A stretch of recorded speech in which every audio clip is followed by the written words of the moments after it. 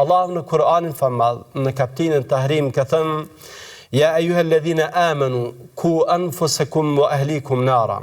O ju që keni besuar, ruajeni veten tuaj dhe familjet tuaja nga zjarri i xhehenamit. Siç kanë përmendur dietarët, ruajtja bëhet duke i edukuar.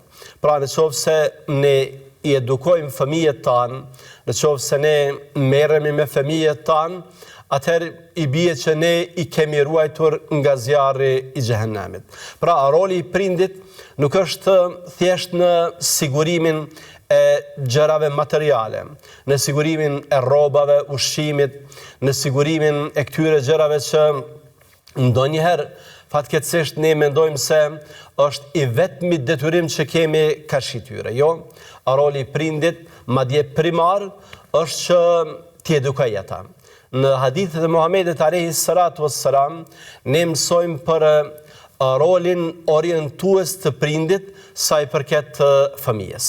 Muhamedi alayhi salatu wassalam ka thënë: secili fëmijë që lind në natyrshmërinë e pastër, pra lind pa ndikime nga jashtë, ka mundësi që ti përgjigjet të vërtetës nga vetë natyra e tij. Mirë po janë prindrit ata që më pas e bëjnë hebre, e bëjnë të krishter, ose e bëjnë zjarrputist. Pra, ata që e kanalizojnë jetën shpirtërore të një fëmije janë pikërisht prindrit.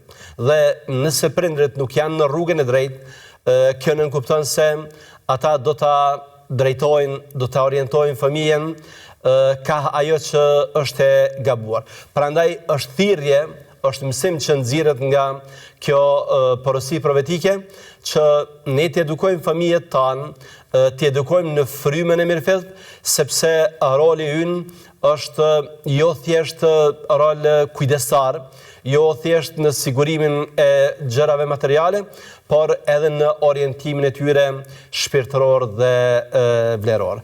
Për këtë arsye, ne gjejmë veç mas tek brezat e parë një përkushtim të jashtëzakonshëm.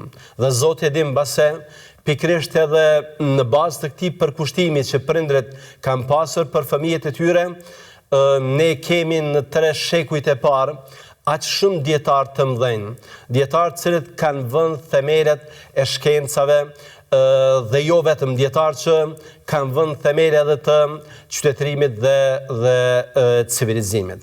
Prandaj në porosinë e Hakim Tirmidhiut ne gjejmë të këshillën që këtë udhëzimin, këtë rekomandimin që ne t'i dërgojmë fëmijët në Mejtep.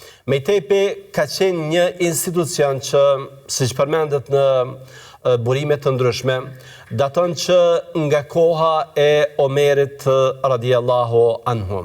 Ka qenë një institucion cilin kanë shkuar fëmijët e vegjël. Mund quhet institucion parashkollor ose fillor i ulët. Pra, ka qenë fillimin cilin fëmijët nuk janë ngarkuar me detyra të shumta, nuk janë ngarkuar me lëndë të shumta, nuk janë ngarkuar me materiale të shumta.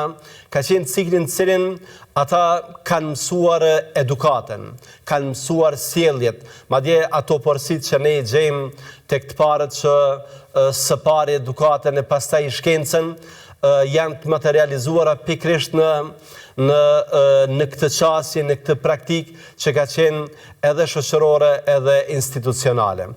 Pra Mejtepi ka qenë vend në cilin fëmijët kanë mësuar Kur'anin famadh, kanë mësuar etikën, kanë mësuar sjelljen.